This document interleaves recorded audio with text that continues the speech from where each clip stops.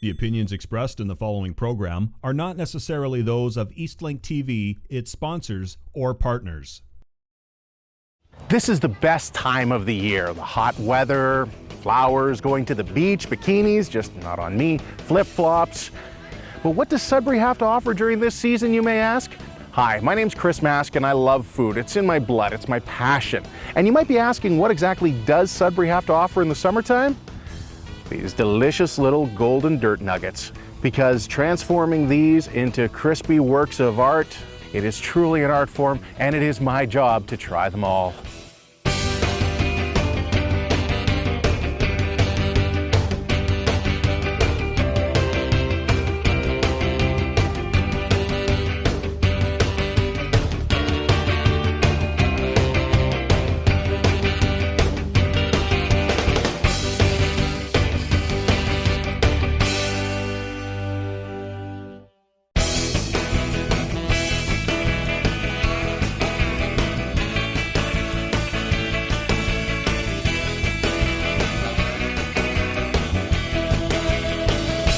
Okay, Darren, we're here at Bundy's, your nickname as it happens to be, and also your new adventure. I understand that you're about the 5th owner of this chip stand, and this is your first year in business. What's that like?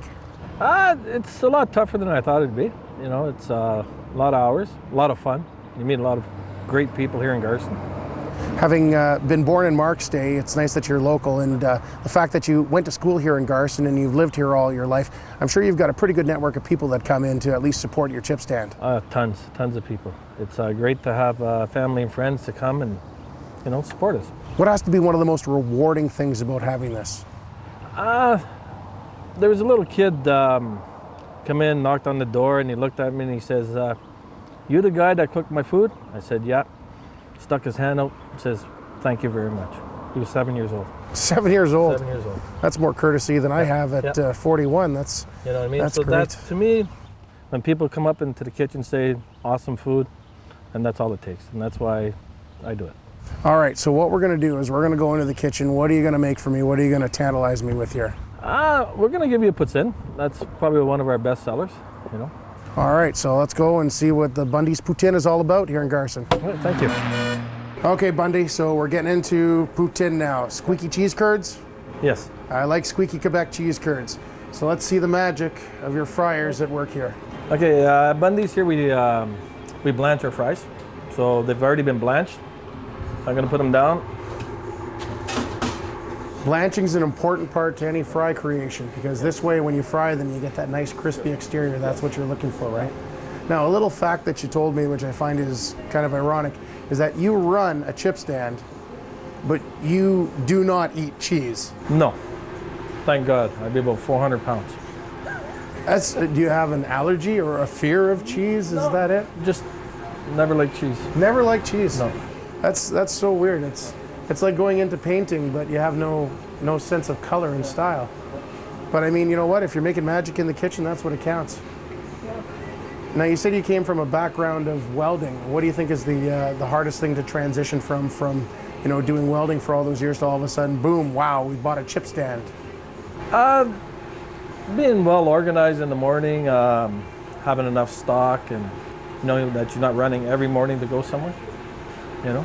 One thing with your burgers that you were saying is that you actually use local beef. Yeah, I use a butcher here in Sudbury, Sunbeam Meats, you know. Dave's been really good, and, you know. I also buy my hot dogs from him, and so that's great whenever you get a chance to support local. And again, our potatoes are coming from? Valley farmers, Valley growers, actually. So again, even local potatoes. I mean, you know, you seem to have it all going on here. And that's the nice thing about chip stands, is that when you can, you know, support the local economy and give back to the local economy as well. You're saying that you like to pride yourself on your turnaround times for people's orders when people come in. Yeah, we try to stay about 5 to 7 minutes, you know. At times you can't when you're busy out there, but... You know, that's like a drive-through, though. Yes, we try to. 5 to 7 minutes, that's a fast turnaround, quality product. Let's see what you got going on here. Oh, good little shake. If you had advice for somebody who was starting a chip stand, kind of like you are in your first year, what would be that one little nugget of advice you'd want to pass on? It's tough. It's I would look into it and study it, and because there's a lot more to it than just jumping in and on a deep fryer and cooking. You say that, but yet you just kind of popped in to your wife and said, we're buying a chip stand. Yeah, well, but you know, I hired some great help here from Garson, local people from Garson here, and you know, one girl's been at this chip stand for 3 years. Now she's been helping me a lot. The girl here, Kelsey's been helping me out great, you know, so. Well, let's see what Bundy's is all about. Secret recipe, right, Bundy? Right from my grandma. That is huge. So again, would you like a fork? Oh, I'll just use my fingers. I'm good with that. Nice color on your fries there. Got a good little crisp. Oh, that's delicious. There's that little bit of tang to that Quebec-style gravy without giving your secret away. That is a tasty gravy. I think that is a solid poutine. Good job. Thank you. Bundy's, Garson, gotta try it.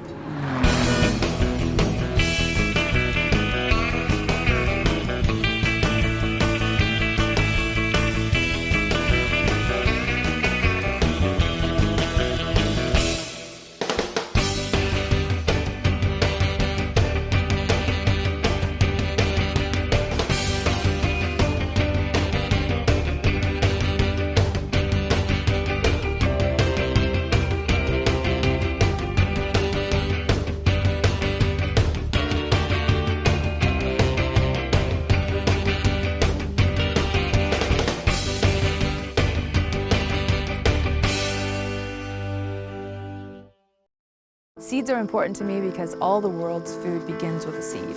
Seeds are important to me because our agricultural security depends on them. Seeds are important to me because they hold enormous biodiversity going back thousands of years. Future generations need these seeds. Because our children need these seeds. Maintaining diversity in seeds means we keep nutrition in our food. Because as a father of 3 kids, I know how important good seeds are for providing healthy food for my family. Because biodiversity tastes good. Support farmers who save seeds. Seeds are the key to food security. Buy locally farmed food. Know where your food comes from. Everyone can be a seed saver. Everyone. Are you a seed saver? Are you a seed saver? Are you a seed saver? I'm Amy Milan. I'm Tim Kingsbury of Arcade Fire. My name's Jim Cuddy. I'm Bruce Coburn. I'm Ian Thornley from Big Wreck. I'm Tim Baker. I'm Leslie Feist and I'm a seed saver. I'm Sam Roberts. I'm a seed saver.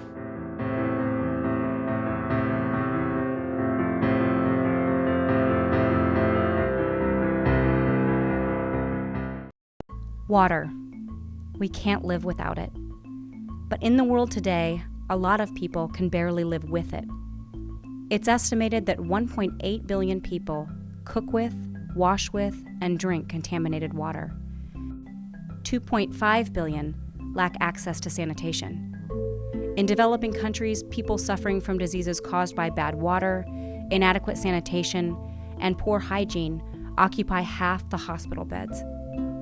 Universal access to sanitation and clean water would save 2.5 million lives per year. Sounds expensive, right? But every dollar invested in water and sanitation returns on average more than $4 in increased productivity.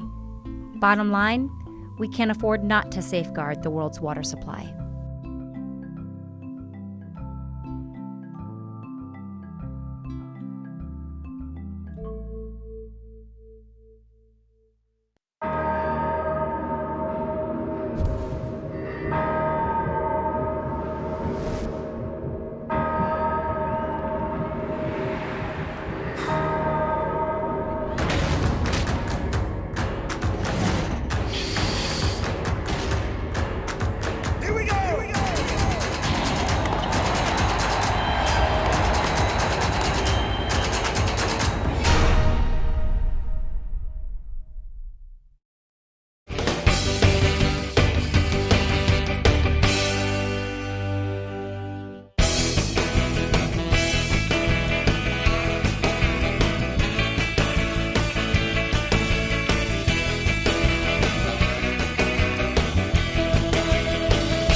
Okay, Bernard, Jessinik Fish and Chips. I mean, this is a go-to here in Sudbury.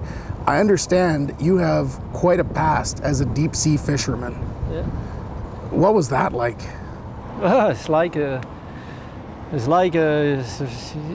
It's funny. You fish. I fish in Iceland and Greenland for around 4 years myself, and it's just a tough life. It's on the big factory ship boat. It's a very tough life. And you ever watch Deadliest Catch and miss it? yeah, well, it's the same thing. Same thing. Just no crabs. It's no crab. Yeah, it's like fishing for shrimp and cod. So what brought you back to Sudbury then? Because that seems like such a far stretch. Yeah, it's the middle of Canada here. But after 20 years in commercial fishing in the East Coast, I prefer it's a time to change my life, me and my wife, and I decide to move in Sudbury to open my fishing market. You still use some of your connections though for some of your goods? Oh yes. Your cod and your haddock, I believe you said, came from Iceland. Yeah. And your pickerel's local, which is great. Yeah. What has to be one of the most challenging things about running a fish and chip truck here in Sudbury? Well, it's lots of work. Easy, it's a lots of work, and you need lots of staff. The staff is very hard to get, the good staff, and it's a long hour. You can run a fish market like that with just 30 hours per week. All right, well, let's go inside and see the magic happen. Yeah, okay. All right, so we're back here. This is an impressive bank of fryers. You have 4 of them going. Keep your oil at about, what, 350, 375? Between just under 375, yeah, 378. Now, one of the things you were talking to me about earlier was the oil. Yeah. And you try to use fresh oil as much as possible, but you say that the seasoned oil, after about 2 weeks, actually gives it a bit of a different flavor. Oh, no, I change my oil. No, I change every morning. I pass my oil on the filter every morning. And my oil is not, I don't keep my oil 2 weeks. Oh no, every 6 days, 7 days. Oh no. And it's a good quality oil in 6-7 days, that's it. With the batter that you use for this, I'm not going to get into your secret, but from what we were talking about, it's a very simple batter. Like you do not use a lot of bells and whistles, but like you were saying, this goes to the quality of the fish that you're using for this. I use a fish with no chemical add. This is the main thing. Many fish on the market is processing outside the country, and you add a kind of product inside the fish to pump the fish, and this is destroy the flavor of the fish. Me, I stay away from this fish. I buy the fresh frozen fish on board. This is the secret. So your cod and your haddock come from Iceland, but your pickerel is local. Yeah. Just like your potatoes for your fries are local as well, coming from Beaulieu Farms, I think you said? Beaulieu Farm, yeah. What has to be the busiest time for you with your fish and chip stand here? The busiest time? Yeah. But it's every day. But start to Thursday to Sunday, it's very busy. It's very busy. So on a day like that, what's your average turnaround time for your dishes? Today, come example for the weekend. Yeah. But the weekend is busy, steady. It's always steady. I don't know how many I serve, but I serve lots. I pass maybe 100 customers, easy. And each customer is about 7 minutes for an order to fill? Yeah, the sooner the customer pay, I make a few tests, and usually it's around 7 to 10 minutes you receive the order. See, I love the fact that your batter is very simple. I mean, when you take a look at the fish, that's a gorgeous color on that fish. You can see the crispiness on it. And your fries, again, crispy fries, that is the key to any winning chip stand. And I'll guarantee you I could pick up one of those fries and I could bounce it off of your thing here and hear a good little nick. If you want, you try this one. I cook this one for you. If you want to try, So what type of fish do we have here? It's a cod. That's a cod. That's about the size of a shoe. Yeah. That is a huge piece of fish. You see, today I find my fillet too small. I had another piece. Usually you have a big fillet. Today I had another small fillet. But if Bernard, you want to try, that is huge. If you want to try. This is the fry. So again, with the fries, great color, and you can hear the crispiness. I mean, as you break it apart. That's an awesome crunch on that. And even the fish, as I'm doing just dig in here with my hands. Gorgeous cook. I mean, that's perfect. The batter.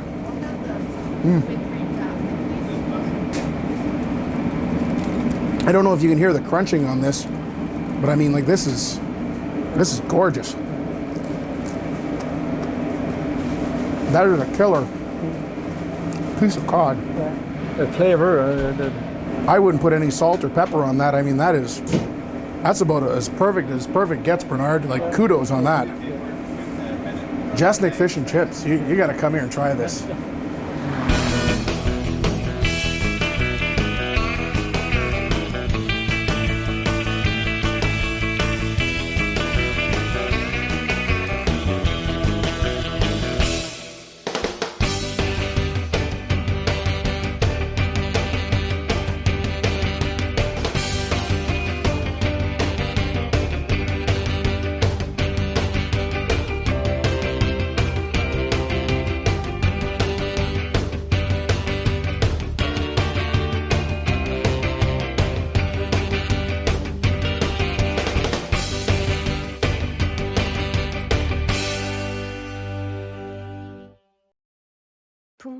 By giving blood, you're helping save lives.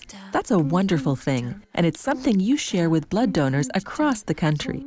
And there are other ways you can make a difference. By getting social with your friends, you can help us meet the need for over 16,000 blood donations a week. When you make a donation, sharing your experience will inspire others to become donors. It's also a great way for us to stay in touch, whether it's a tweet, a post on Instagram, or an update on Facebook. Your shared stories make blood donations even more powerful. Join Canadian Blood Services on Facebook with a like to find out how your donation helps. Engage with our community and be the first to know when donations are needed and how you can share more.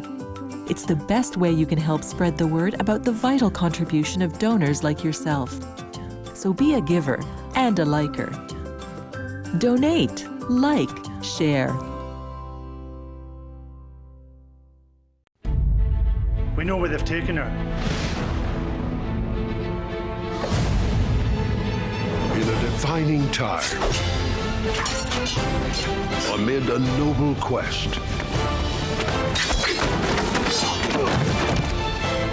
a bond is forged.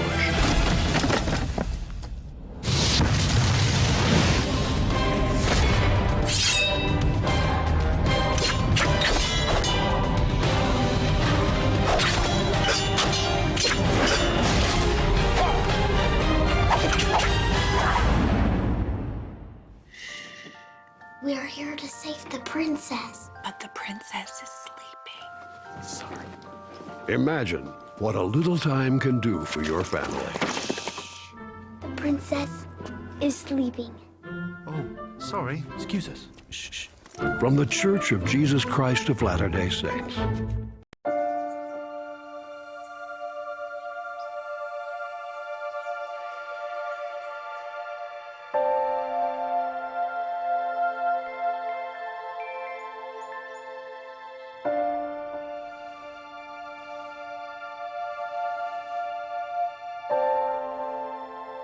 When a child is abducted, everyone feels the loss.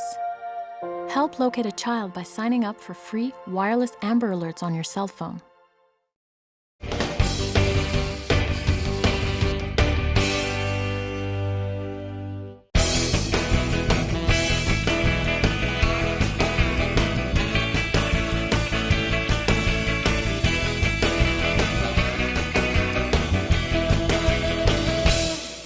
Okay, so we're here with Lise from Shack à Patates, and you've had this for 6 years now. What drew you to the chip stand life? We finally found one for sale, and we always wanted one, always worked in a chip stand, and here we are. Any signs of slowing down? Not yet. Not yet. That's always a good thing. So, with this chip stand, the one thing that I've noticed is that you do have a pretty extensive menu, and you do have an Italian component, which is the first one that I've seen here in Sudbury with this. How come? Why? Why not? Why not be the first one? We tried chili dogs. It didn't work out. Says okay, we'll try wraps. Not enough room. So it says, okay, let's do Italian. So we started with Italian poutine, and then one wasn't enough, so we added more stuff, and that's what. You even grind your own meat for the meatballs, and that's impressive. I love that. And you know, the fact that you do take the opportunity and the liberties to explore. What did you do to the pogo? We rolled it in Doritos. And you see, that's revolutionary, because that's one of the big food trends, you know, for 2016 is Dorito cooking. So, I mean, consider yourself on the cutting edge for that. There you go. So what we're going to do is we're going to go into the back. You're going to make me one of your specialties, whatever it happens to be, and we'll try Shack à Patates. And let's do that meatball sub. Let's do it. All right. All right, Lise. So, again, just because you have this on the menu and it's so different, the Italian side of me is excited to try your meatball sub. So what kind of a seller is this? Is this a big seller, or? It just started, so it's not big, but it's starting. So it's like the ground floor moving up. Yes. You grind your own meat for this I daily. Do. Yeah. So this is fresh, scratch-made meatball sandwich. Yeah. Again, This is incredible for a chip truck, so I love that. What has to be the biggest seller, though, on your menu? Poutine. The poutine? Pogos. Yeah. Those two are way up there. Now, you're mentioning your signature burger as well, which just sounds absolutely decadent. What goes on that? Two patty, 2 slices of cheese, 3 slices of bacon, fried onions, and all the fixings. So vegetables are basically optional. If you want, yeah. Because you don't make friends with salad in a chip truck. So this here is obviously something that you put a lot of heart and soul into. This is really your passion project. What has to be the most challenging thing for you, though? Oh, geez, I don't know. I just love it. I just do it. I love the people. It's every day, but it's nice. It's not like going to work. It's just so nice out there. It's not like you're stuck in an office or anything.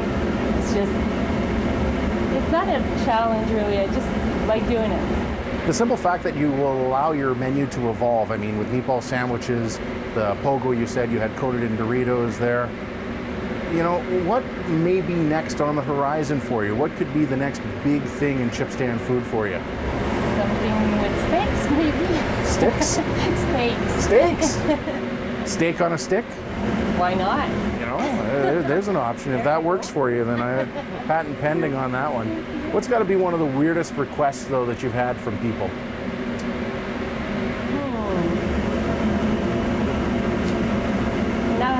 Nothing much really. It's just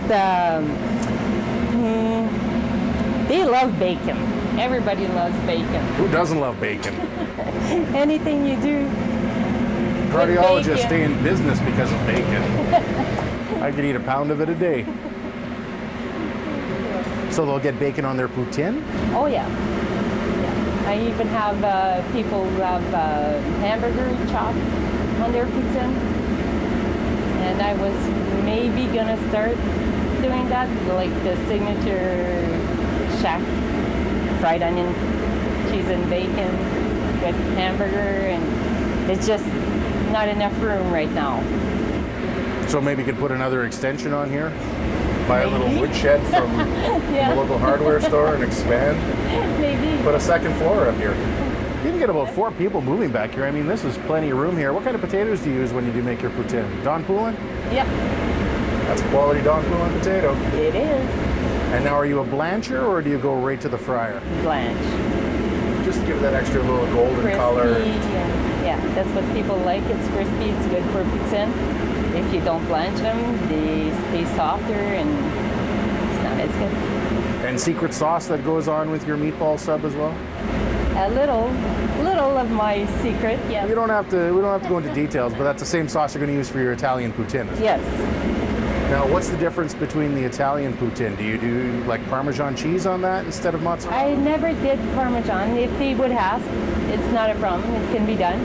It's just better with shredded. Okay. All right, so let's get your meatball sub going and try this out. So all these little handmade meatballs and your sauce, which is your secret sauce.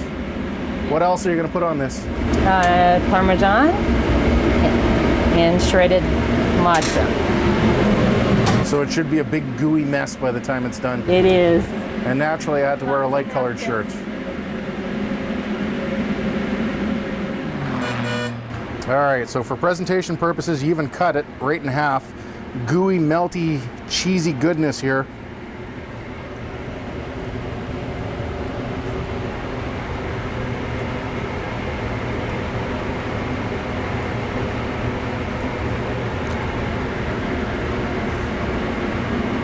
It's a good meatball, good flavoring on your meatball. Cheese is lovely, great bun for this. That's a good meatball sandwich. Shack a patat. Come and try it. Oh.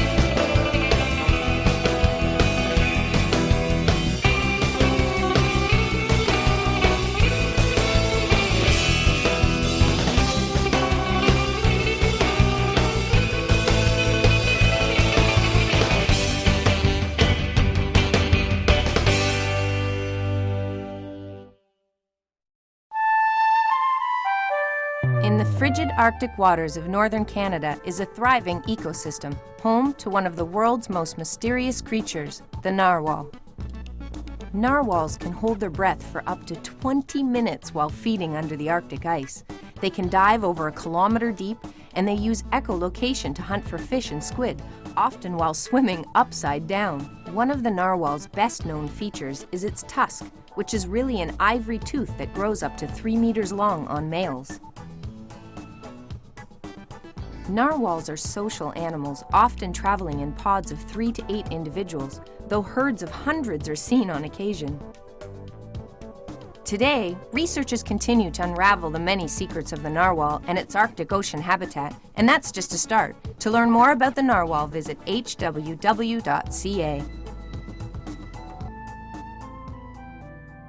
If I can reach the stars, pull one down for you, shining on my heart, so you could see the truth. I could change the world. I would be the sunlight in your universe.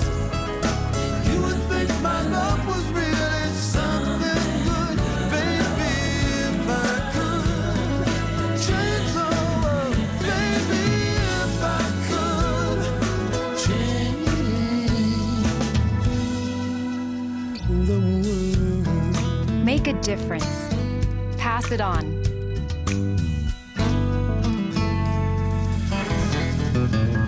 A message from the Foundation for a Better Life. It's a fact that many older homes contain asbestos. When you cut or disturb asbestos, the fibers can get into the air, and that's just plain dangerous. Today we know that breathing in asbestos can cause lung cancer as well as serious lung diseases. If you plan to renovate, don't touch things that may contain asbestos. Leave it to the pros. They know what they're doing. To learn more about asbestos and your lung health, go to lung.ca. Sure, I nibble, but that doesn't make me a nibbler. I'm a social nibbler. I just do it when I'm out. It's not like I buy my own nibbles. I don't have to. I can just bum a nibble from my friends. I don't call myself a nibbler because I'm not addicted to it. It's just something I do for fun. I'm a social nibbler.